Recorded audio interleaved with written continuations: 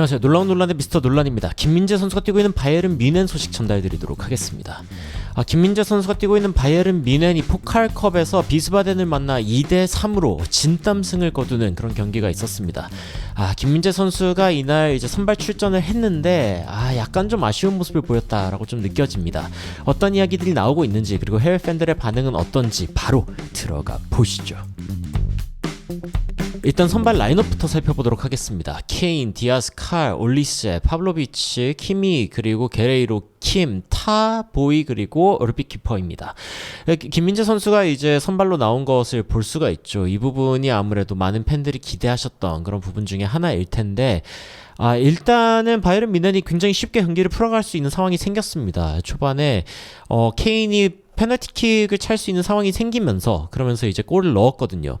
바이에른 뮌헨 소속으로는 페널티킥 22개 중에 22개를 성공시키는 장면이 바로 이 장면이었습니다. 물론 조금 있다가 반전이 하나 있지만요. 여하튼 성공시켰고, 그리고 올리세도 골을 넣으면서 바이에른 뮌헨의 2대0으로 앞서갈 수 있는 그런 상황을 만들었습니다.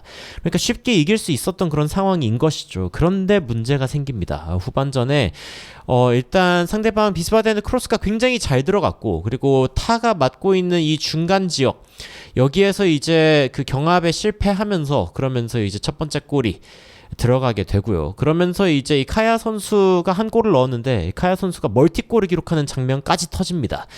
이게 그 문제의 장면인데, 굉장히 멀리서 이제 롱볼로 날아온 공, 김민재 선수와의 경합 상태입니다.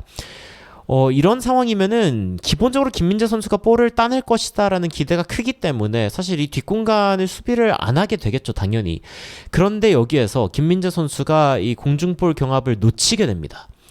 굉장히 좀 아쉬운 장면 중에 하나였고, 뛰어들어가던 카야 선수가 여기 보이는데, 이 카야 선수를 의식해서 앞쪽 공간으로 공을 내어줍니다. 이거를 보고 카야 선수가 이제 안쪽으로 뛰어들어가는 장면이 나오게 되는 것이죠. 그리고 카야 선수가 사실상 골키퍼와의 1대1 찬스를 맞이하게 되면서 이거를 침착하게 마무리, 바이에른 뮌헨은 2대2로 동점 상황까지 몰리게 되는 그런 상황이 발생합니다. 굉장히 바이에른 뮌헨에게는 치명적인 그런 상황이라고 이야기할 수 있겠죠. 그런 상황에서 이제 추가 시간, 케인이 이제 걸려 넘어지는, 이거는 이제 추가 시간 전 상황이죠. 케인이 걸려 넘어지면서 페널티킥을 한 번 더 얻어내는 상황이 발생합니다. 그런데 22개 중에 22개를 성공시켰던 케인이 여기에서 결국에는 페널티킥을 마무리하지 못하면서 그러면서 이제 두 번째 골까지 받아가지고 어떻게든 넣어보려고 하는 케인이지만 이 세컨볼도 마무리를 제대로 못했고요. 결국에는 추가 시간 막판까지 가서 크로스가 들어왔을 때 케인이 이거를 헤딩으로 마무리. 이 찍어 누르는 헤딩은 예술이긴 하더라고요. 역시 이제 바이에른 뮌헨이 믿을 만한 그런 스트라이커로 보고 있는 이유가 있는데, 굉장히 좋은 마무리를 해주면서 3대2로 가까스로 세 번째 골을 기록하는 장면이 나왔습니다. 이로써 바이에른 뮌헨은 3대2로 이제 경기를 마무리하게 되었고, 전체적인 평점을 살펴보면 케인이 8.2점을 받으면서 가장 높은 점수를 받은 가운데, 그 다음으로 높은 평점을 받은 선수가 김민재 선수였습니다. 그런데 이제 굉장히 아쉬운 것은 동료 수비진들의 활약. 5.9점, 6.7점, 6.1점, 6.2점. 기본적으로 이제 후방에 위치해 있는 선수들의 평점이 안 좋다라는 것을 볼 수 있죠. 수비는 굉장히 조직력이 중요한 그런 부분이기 때문에 개인적으로 해결할 수 없는 부분이 많다라는 것을 좀 실감할 수 있었던 그런 경기가 아니었나라는 생각을 해봅니다. 김민재 선수의 어떤 그 지표를 살펴보면은 땅볼 경합 하나 중에 하나 이겼고요. 이 부분이 이제 좀 낯선 부분인데, 보통 공중볼 거의 공중을 제압하다시피 하는 김민재인데 4번 중에 2번 4번 중에 2번을 따내는 그런 모습을 보이면서 이 중에 하나가 이제 결국에는 실점으로 이어졌죠. 그리고 이제 127번의 터치 중에 119번의 패스, 그 중에 115번의 정확한 패스를 기록하면서 97%의 정확한 패스, 그리고 이제 롱볼 같은 경우에는 5개 중에 5개를 다 성공시켰습니다. 그런데 타 같은 경우에도 옆에 서 있던 그 동료 센터백 같은 경우에도 5개 중에 5개의 롱볼을 성공시켰고, 전체적으로 김민재 선수의 어떤 지표 좀 비슷했지만, 그런데 이제 전체적으로 좀 호흡이 안 맞았다라고 볼 수 있는 수비진이 아닌가라는 생각이 듭니다. 굉장히 아쉬운 부분이죠.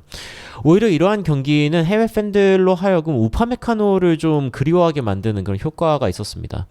Damn, that was unnecessarily close. 아니 뭐 이렇게 굳이 필요하지 않은 흥미진진한 경기를 해야 된다. 뭐 이런 이야기들이 이제 나오고 있고, You all are overreacting. 포칼컵에서 늘 있었던 전통 같은 일 아니냐, 헤리티지 아니냐.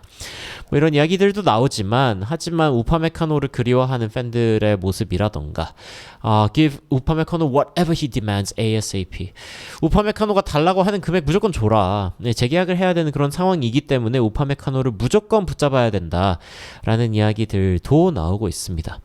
여튼 김민재 선수가 선발 출전 기회를 잡았다는 것 자체는 굉장히 또 좋은 일이지만 약간 좀 아쉽다라는 생각이 듭니다. 이번 경기에 조금 더 굳건한 활약을 보여줬으면, 특히 그 실점 장면으로 이어지는 그 부분만 없었으면, 이 장면이 저는 굉장히 뼈아팠다라고 생각을 하는데 요 장면이죠. 김민재 선수가 이 헤딩 경합을 통해서 이걸 좀 걷어내줬으면은, 그러면 오늘 경기 진짜 퍼펙트했다라고 이야기할 수 있었을 텐데, 이 장면 하나를 놓친 게 굉장히 컸다라는 생각이 듭니다. 물론 이제 그 카야 선수, 상대팀 이 공격수도 굉장히 좀 칭찬할 만하지만요. 일부 팬들은 케인을 백업으로 데려와야 하는 거 아니냐, 뭐 이런 이야기까지 하기도 했습니다만, 여하튼 굉장히 좀 아쉬운 그런 부분이 있었습니다. 물론 이제 단장 피셜이 나왔죠. 김민재 선수는 not for sale이고, 그리고 바이에른 뮌헨 단장은 김민재가 이번 시즌도 우리와 함께 갈 것이다 라고 이야기를 했습니다. 그래서 김민재 선수가 이번 시즌 어떻게든 기회를 받을 것이고, 그리고 이런 포칼컵 대회처럼 어쨌건 바이에른 뮌헨이 경기 수가 많으니까요. 결국에는 김민재 선수에게도 어떤 기회가 돌아올 것이다 라는 생각이 들지만, 기회가 왔을 때 조금 더 멋진 활약을 보여줬으면 좋겠다 라는 생각이 듭니다. 물론 이 조합이 너무 아쉽기는 하지만요. 김민재 선수가 앞으로 좀 어떤 활약을 보여줄지 여전히 기대가 됩니다. 사실 김민재 선수를 뭐 3순위로 놓는다거나 아니면 뭐 유스랑의 어떤 경기를 뛰고 뭐 같이 훈련하고 있다라고 해가지고 완전히 3순위 센터백이 되었다라는 이야기들도 나오고 있지만, 사실 김민재 선수가 좋을 때 굉장히 좋은 활약을 보여주고, 지난 시즌에는 혹사당했기 때문에 너무 힘들어했거든요. 그래서 이번 시즌은 차라리 굉장히 좋은 로테이션 자원이 있는 상황에서 김민재 선수도 한 건씩 해주고, 그리고 결국에는 자신의 가치를 좀 잘 입증해내면서 이 주전 경쟁을 통해서 좋은 모습을 보여줬으면 좋겠다라는 그런 응원을 하게 됩니다. 여러분들은 김민재 선수 그리고 바이에른 뮌헨의 경기를 보시면서 어떤 생각을 하시면서 경기를 보셨는지, 그리고 어떤 해외 축구 소식을 궁금해하고 계신지 굉장히 궁금한데요. 댓글로 의견 남겨주시면은 관련된 소식들 여러분들께 또 빠르게 전달 드리도록 하겠습니다. 이상 놀라운 논란 미스터 논란이었습니다. 시청해주셔서 감사합니다.